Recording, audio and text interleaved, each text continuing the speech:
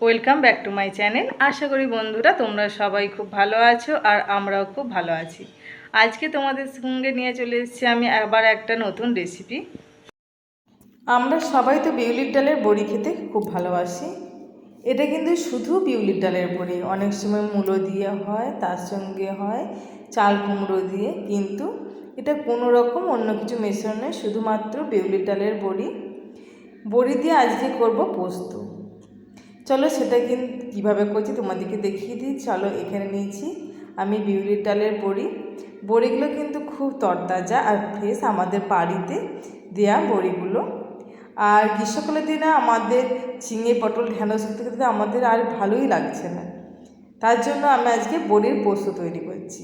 এখানে 2 টেবিল স্পুনের মতন সর্ষের তেল নিয়েছি। সর্ষের তেলের মধ্যে আমি বড়িগুলোকে গ্যাসের ফ্লেমটা লো রেখে হালকা আঁচে একটু লাল লাল করে ভেজে নেব। অবশ্যই লক্ষ্য রাখতে হবে বড়িগুলো যাতে বেশি ভাজা না হয়ে যায়, বেশ লাল লাল হবে সেদিকটা লক্ষ্য রাখতে হবে। আর কন্টিনিউ খুন্তি দিয়ে নাড়াচাড়া করে যেতে হবে। গ্রীষ্মকালের দিনে আমরা একটু হালকা জিনিস খেতে ভীষণ পছন্দ করি। একটু পাতলা ডাল, তার সঙ্গে একটু পোস্ত, তার সঙ্গে একটু আলু সিদ্ধ মাখা, এইসব পেলে তো আর কিছু লাগেই না।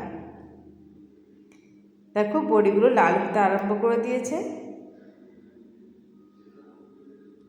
এটা খুব সহজ রেসিপি, কিন্তু তবুও তোমাদের সঙ্গে আমি শেয়ার করছি আমি কিভাবে বড়ি পোস্ত করি। দেখো বড়িগুলোর একদিক প্রায় লাল হয়েই গেছে, আর একদিক উল্টে পাল্টে লাল করে নিতে হবে। আর বড়ি ভাজা খেতে তো শুধু ভালো লাগে, তার সঙ্গে বড়ি ভাজা, তার সঙ্গে আলু সেদ্ধ, একটু কাঁচা লঙ্কা, কাঁচা সর্ষের তেল, নুন দিয়ে মাখলেও কিন্তু ভীষণ সুন্দর খেতে হয়। চলো, এদিকে আমার বড়ি ভাজা হয়ে গেছে। এবার আমি এই বড়ির মধ্যে দিয়ে দিলাম 1 কাপের মতন জল। এবারে বলো বড়ি ভাজার পর জলটা কেন আমরা দিলাম?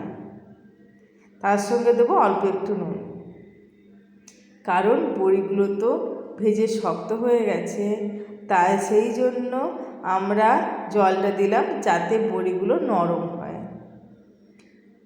আর এখানে আমি নিয়েছি পোস্ত, তার সঙ্গে কাঁচা নয় শুকনো লঙ্কা বেটে দিয়েছি। কাঁচা লঙ্কা দিলে কিন্তু কালারটা আসবে না। দেখো বড়িগুলো বেশ সিদ্ধ হয়ে গেছে। তোমরা কিন্তু বেশ ভালো পরিমাণ জল দেবে যাতে বড়িগুলো সিদ্ধ হয়ে নরম হয়, ভেঙে যেন যায় সেটা বলছি না, যেন নরম হয় সিদ্ধ হয়ে। আর অল্প জল থাকবে সেই সময় পোস্তটা দেবে। পোস্তটা দিয়ে আরও একটু জল আমি দিয়ে দিচ্ছি, পোস্তর বাটিটা ধুয়ে দিয়ে এই সময় ভালো মতন করে নাড়াচাড়া করে নেব পোস্তটা দিয়ে। গ্যাসের ফ্লেমটা প্রথমে হাই রেখে তারপরে আমি গ্যাসের ফ্লেমটা লো করে দেব। আর এই পোস্তটা যখন ফুটতে আরম্ভ করে দেবে সেই সময়তেই আমি গ্যাসের ফ্লেমটা লো রেখে দেবো। আর এই অল্প আঁচেতে পোস্তর সঙ্গে বড়িটা যখন আরও সুন্দর সিদ্ধ হবে আর পোস্তর যে গ্রেভিটা সেটা ওই বড়ির মধ্যে ঢুকে যাবে, এই সময় আমি অল্প একটু চিনি দিলাম। বড়ি পোস্ত কিন্তু অল্প চিনি দিতে হয়, বেশি নয়, খুব অল্প চিনি দেবে, দিয়ে নাড়াচাড়া করবে। আর অবশ্যই সেটা আগে থেকে একটু টেস্ট করে নেবে যাতে নুন মিষ্টি ঠিক থাকে। আর শেষে আমরা কি করব, অল্প সর্ষের তেল দেব। পোস্ত হবে সঙ্গে সর্ষের তেল দেবো না তা কি হয়? কাঁচা সর্ষের তেল দিলে পোস্তর মধ্যে তার একটা স্বাদ কিন্তু অপূর্ব। এই সুন্দর স্বাদের বড়ি পোস্ত যদি তোমাদের খেতে ইচ্ছা করে অবশ্যই বাড়িতে তৈরি করবে।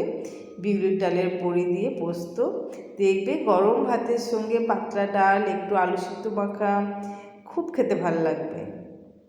আমরা প্রতিদিন তো বিভিন্ন রান্না করে খাই, আজকে একদিন দেখবে এটা তৈরি করবে, পাত চেটে সবাই ভাত খেয়ে নেবে। আর ছোটো থেকে বড় সবাই কিন্তু ভীষণ পোস্ত খেতে আমরা ভালোবাসি। দেখো বড়ি দিয়ে পোস্ত আমার রেডি হয়ে গেল। তাহলে বন্ধুরা আজকের ভিডিওটা যদি তোমাদের ভালো লাগে প্লিজ লাইক আর কমেন্ট করতে একদম ভুলবে না। আর যদি আমার চ্যানেলটি সাবস্ক্রাইব করা না থাকে অবশ্যই চ্যানেলটি সাবস্ক্রাইব করবে। তোমরা ভালো থাকবে, সুস্থ থাকবে।